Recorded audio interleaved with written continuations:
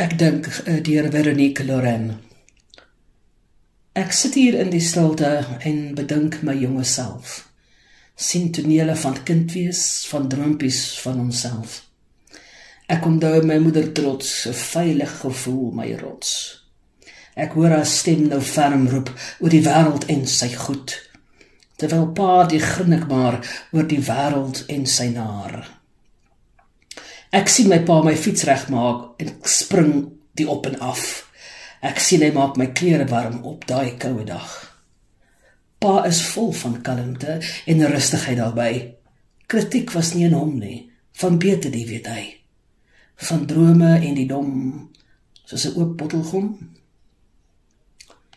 My pa se liefde was so groot, soos 'n groot ou soutepot, wat alles mooi besprinkel, nooit te veel nie, net genoeg.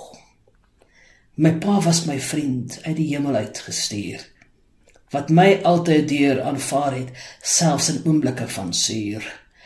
Hy selde skud die kritieke pot, al was ek selfs een soet. Sy liefde nooit verander nie, selfs tot in hierdie dag. Ek voel sy liefde in my, hy is en bly in my.